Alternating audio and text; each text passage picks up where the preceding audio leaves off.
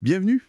On voit bien que la cybercriminalité, ça évolue à une vitesse folle, presque vertigineuse. C'est clair. Les attaques sont de plus en plus complexes, hyper rapides et souvent quasi invisibles. Hmm.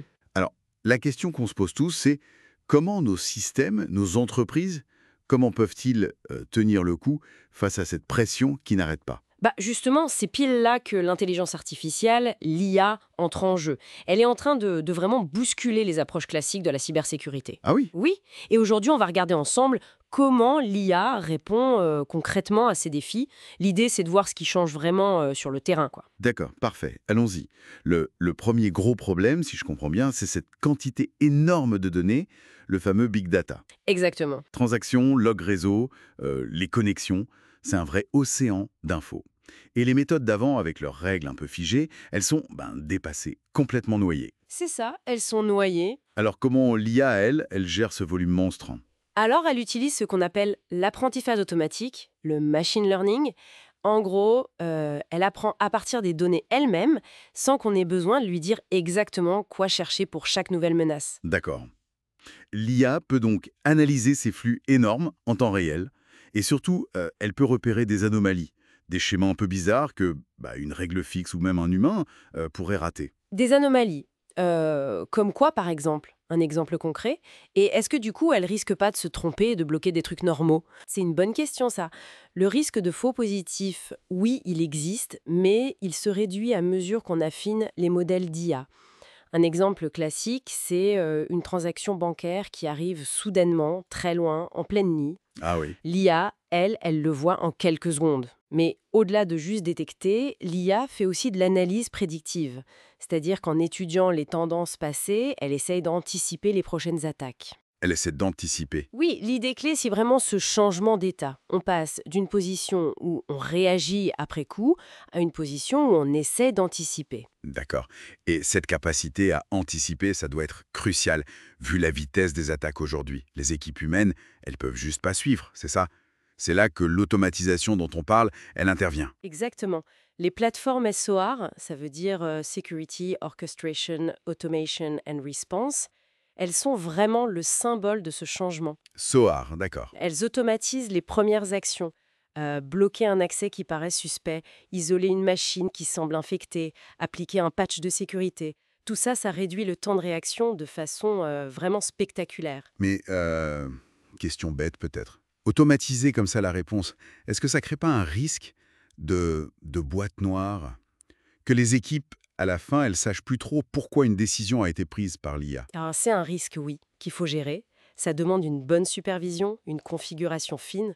Mais le gros avantage, c'est que cette automatisation, elle sort les experts humains de la gestion des petits incidents, ceux qui reviennent tout le temps. Ah oui, d'accord. Du coup, ils peuvent se concentrer sur les menaces plus sérieuses, plus complexes, la stratégie de défense globale, analyser les nouvelles techniques des pirates. Le vrai plus, c'est ça. Recentrer l'humain là où il a le plus de valeur. Donc l'IA, elle crée pas seulement de nouveaux outils, elle rend aussi les anciens plus performants. On parle aussi des systèmes SIM, Oui, les SIM. Security Information and Event Management. Dopés à l'IA, ils deviennent capables d'analyser des milliards d'événements à la seconde, c'est énorme. L'exemple de CrowdStrike Falcon est assez parlant. Utiliser l'analyse comportementale pour bloquer un malware avant qu'il fasse des dégâts. Oui, cette analyse comportementale, c'est vraiment un point clé. Au lieu de juste chercher une signature de virus déjà connue, l'IA regarde ce que fait un programme. Ce qu'il fait. Voilà, s'il commence à chiffrer des fichiers sans raison, à contacter des serveurs inconnus, même si c'est un malware tout nouveau, jamais vu, l'IA peut le bloquer parce que son comportement est suspect. C'est une défense beaucoup plus dynamique. Et j'imagine que cette puissance d'analyse, elle ne sert pas qu'à bloquer les virus classiques, elle doit être vitale pour protéger des systèmes encore plus sensibles, non? Absolument, surtout ce qu'on appelle les infrastructures critiques. Les centrales électriques, ce genre de choses. Exactement, centrales électriques, réseaux d'eau, transport, les systèmes de contrôle industriel, les ICS, qui pilotent tout ça, ce sont des cibles très recherchées. Là, l'IA surveille des variations minuscules dans les données, des trucs qui pourraient indiquer une attaque, une tentative de sabotage. Ça peut prévenir des crises majeures. Pourtant, l'IA, c'est pas infaillible. On entend parler des attaques adverses. C'est quoi ça? Les pirates qui essayent de piéger l'IA elle-même. C'est ça. C'est le nouveau front, si on veut. Les attaquants fabriquent des données spécialement pour tromper l'IA, pour l'induire en erreur. Ah d'accord. Mais la défense s'adapte. Il y a des techniques comme l'adversarial retraining, où on entraîne l'IA avec ces faux exemples pour la rendre plus robuste. Comme un vaccin, quoi. On la vaccine? En quelque sorte.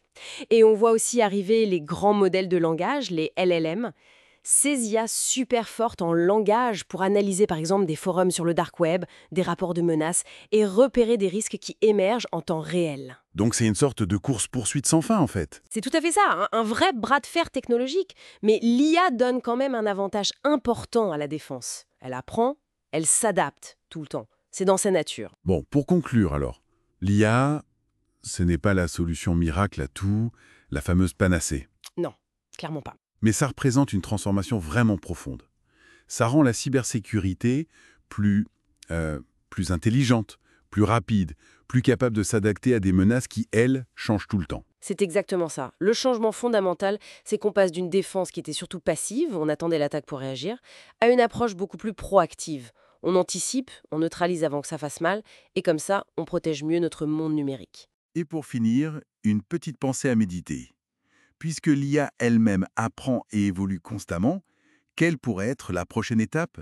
Peut-être une qu'on n'attend pas du tout, dans cette course entre la cyberdéfense et la cyberattaque, une étape façonnée justement par l'évolution future de ces IA.